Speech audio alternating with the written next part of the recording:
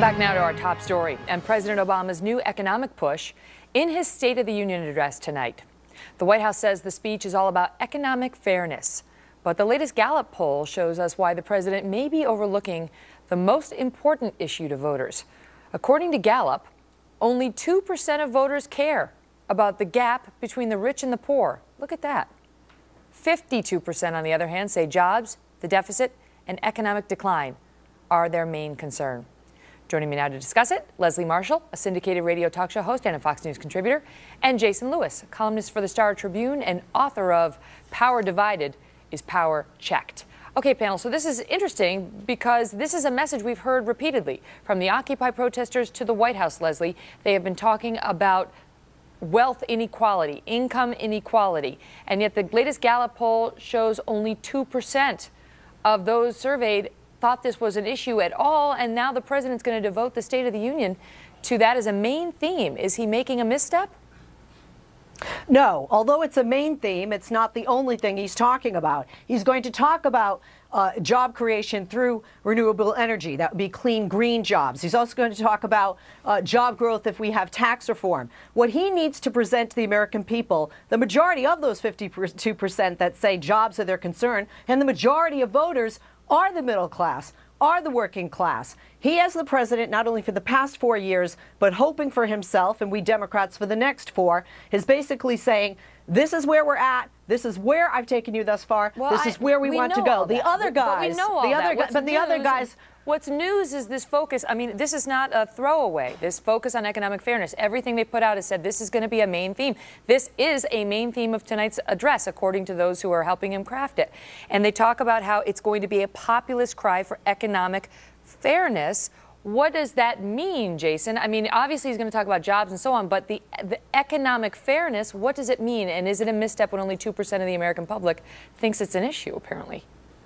Well, maybe it means that the top 1% of income earners in this country shouldn't be paying 40% of the taxes, or that the top effective tax rate for the top 1% is 31.2%, according to the CBO, while the bottom 20%'s effective rate is 4.3%. Now, nobody's arguing to raise taxes on lower income people, but what people really want is economic growth, a rising tide. They don't care what other people earn. There's only one reason the Democrats are so obsessed with other people's money, and that is they want to take it. Most people look up to a guy like Steve Jobs, no matter how rich he is, and realize, you know what, that's what I want to aspire to. So this is the fundamental dichotomy in this campaign. And don't kid yourself, Democrats were surrounding Occupy Wall Street with support. This is going to be, as it usually is, one of their pillars in the campaign, this whole notion of the politics of envy. And it's sad to see in this day and age. Well, it's apparently going to be taking front and center stage tonight, Leslie, because we now know that he's going to be having Warren Buffett's secretary, who he's held up, you know, saying she pays a higher tax rate than Warren Buffett does because he pays capital gains tax rate of 15%. She pays on their income tax, which is higher, I guess. In the box with the first lady. So he's obviously going to make an issue out of this. But let me ask you, Leslie, where does the president go with that message? Because he's got to translate that into, it's not fair. The secretary pays a lower rate than Warren Buffett. And so this is what I'd like to do. How do you finish that sentence if you're President Obama?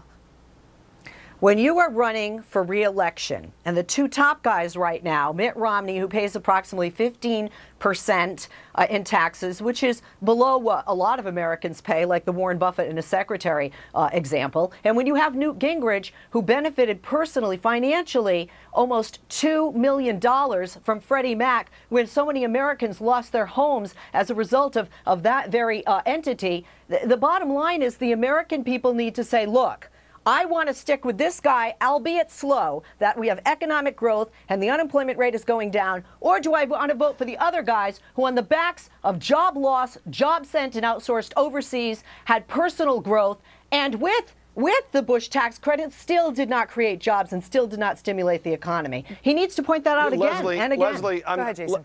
I'm not going to sit here and defend Newt, but the president supports secondary mortgage backing too, Freddie Mac and Fannie Mae. But when it comes to Romney's 15% or Buffett's 17%, the bottom 51% of income earners in this country have no federal income tax liability whatsoever.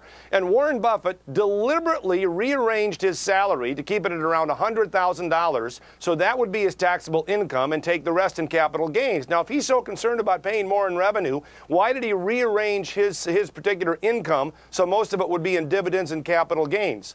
That seems to be a little bit hypocritical here. Well, I want to ask, Leslie, because you raised the issue of Mitt Romney and his corporate tax rate, that is about 15%. Now, we've seen it in the tax returns. And if that's where the president is going with this, you know, that's not fair that he paid 15% and the secretary of Warren Buffett paid a higher rate, who is to blame for that? I mean, you seem to be blaming Mitt Romney, but if you had capital gains income and you could pay the 15% tax on that, wouldn't you do it? I mean, it's the law that is set up that way for him, Leslie.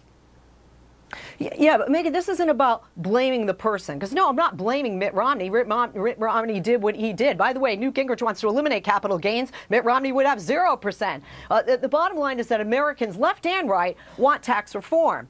But the Republicans aren't working with the Democrats to get this done for the American people, which could lead to job growth, which the president will point out tonight. And that's where there is that divide between, do you want to stick with me and here's where I want to go, or do you want to go with those guys? And again, he is going to have some conciliatory tone as he's had in the past. Although very political in nature in an election year, this is a governing speech, a State of the Union speech, and he needs to point that out, because although the president may not be that popular, Congress is certainly less popular. Jason, I'll give you the last word. How about, Leslie, a 17% flat income tax rate along with a 17% capital gains rate?